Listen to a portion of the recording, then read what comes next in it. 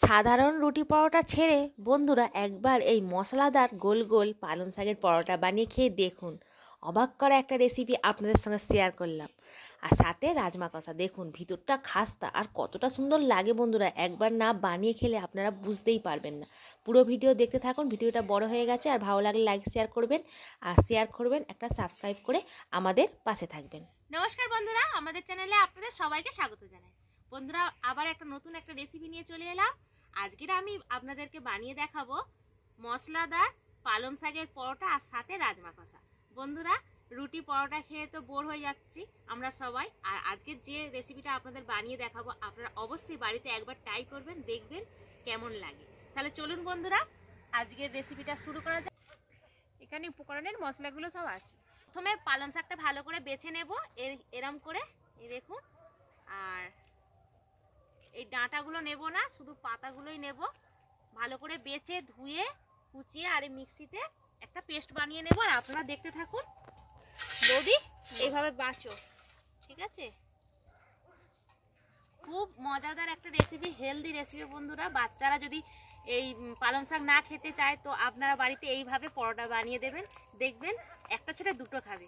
আর সব সময় বানিয়ে দিতে বলবে, তাহলে ওদের পরোটাও খাওয়া হয়ে গেল আর সাথে সাথে সবজিটাও খাওয়া হয়ে গেল। না বৌদি, কুচি কুচি করে কেটে এই মিক্সি জারের মধ্যে দেবে, আর এই পেঁয়াজটা কুচিয়ে নেবে। বন্ধুরা, আজকে যেহেতু মশলাদার পালং শাকের পরোটা করছি তার জন্য একটা পেঁয়াজ নিয়েছি। আপনারা চাইলে পেঁয়াজ আর রসুনটা বাদ দিয়ে এমনি বানাতে পারেন যারা নিরামিষ খান। আর এখানে আমি দিয়ে দিচ্ছি রসুন কুচি, আদা কুচি, ঢাকা দিয়ে পেস্ট বানিয়ে নেব। জল দিতে লাগবে না, পালং শাক থেকে জল এমনিই বার হবে। আর তার আগে আমি এই আটা আর ময়দাটা বৌদিকে দিয়ে যাই। বৌদি এখানে ময়ান দেবে, গম ভাঙানো আটা 1 বাটি। আর বন্ধুরা, আটা ময়দা পাইল করে যদি আপনারা পরোটা কিংবা রুটি করেন, খেতে কিন্তু দারুণ লাগে। সেই জন্য আমি আটা ময়দা পাইল করেই আজ এই রেসিপিটা বানাবো। আপনারা চাইলে শুধু আটা দিয়েও বানাতে পারেন কিংবা শুধু ময়দা দিয়েও বানাতে পারেন।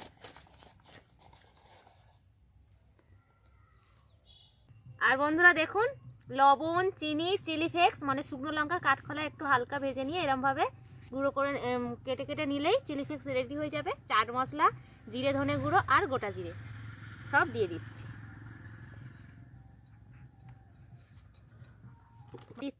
সাদা তেল অল্প করে, আর দেব না।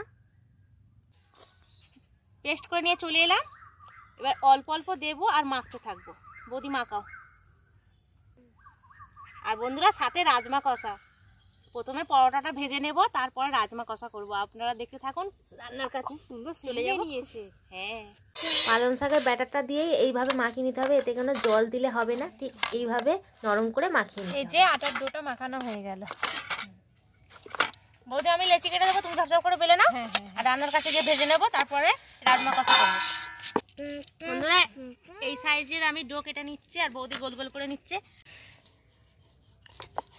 বন্ধুরা, আপনারা যেমন খুশি তেমন পরোটা বেলতে পারেন। তো আমরা গোল গোল পরোটা করব, সেই জন্য গোল করে বেলে নিলাম। এই দেখ, বাকি পরোটাগুলো এরকম বেলে নেব আর সোজা রান্নার কাছে চলে যাব, গিয়ে ভাজবো। তেল দিয়ে দিয়েছি।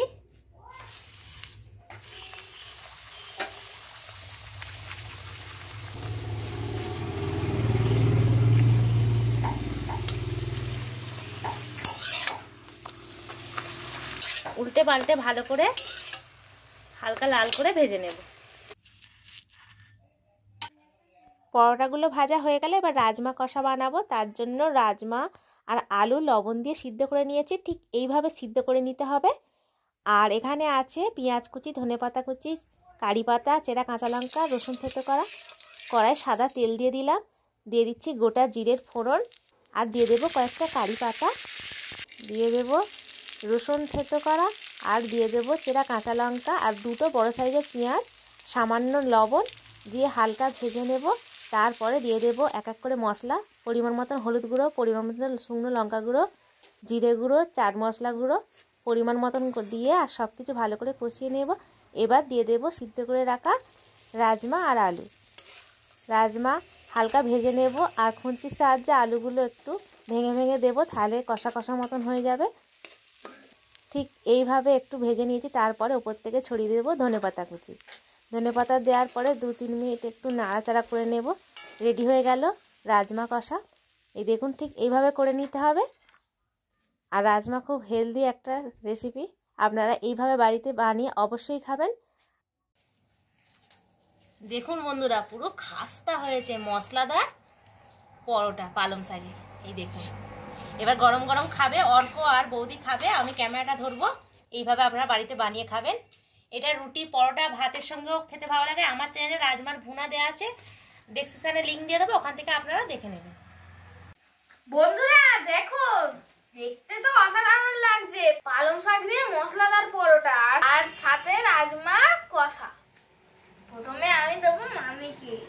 এই পরোটা তো করেছে, বেশ দেখতেও ভালো লাগছে। আর আমি তো কখনো খাইনি, এই দিদি বানালো প্রথম খাবো। আমি তো শুনে তো অবাক। দেখি বন্ধুরা কেমন টেস্টিদার করেছে। আগে আমায় খাইয়ে দিচ্ছে।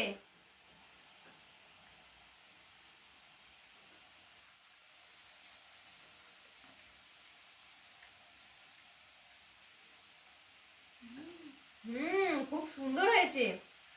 পালং শাক দিয়ে এরকম যে রেসিপি বানানো যায় আমি জানতাম না, এই জানলাম। ভালো হয়েছে।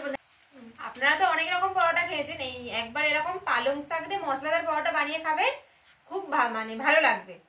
আর পালং শাক যারা খেতে চান না, ভালো লাগে না, কিন্তু এরকম পরোটা বানিয়ে খেলে খুব ভালো লাগবে খেতে। খুব সুন্দর হয়েছে। তোমরাও বাড়িতে ট্রাই করবে আর অবশ্যই বানাবে আর কমেন্টও করবে কেমন লেগেছে। বন্ধুরা গ্যারান্টেড ভালো লাগবে। তাহলে বন্ধুরা যদি আজকের ভিডিওটা তোমাদের ভালো লেগে থাকে তাহলে অবশ্যই একটা লাইক করে দেবে। নিচে থাকা সাবস্ক্রাইব বাটনটাকে টিপে পাশে বেল আইকনটা আছে ওটাকে নাড়িয়ে দেবে। তাহলে আজকে এই পর্যন্তই, দেখা হচ্ছে নেক্সট ভিডিওতে। টাটা।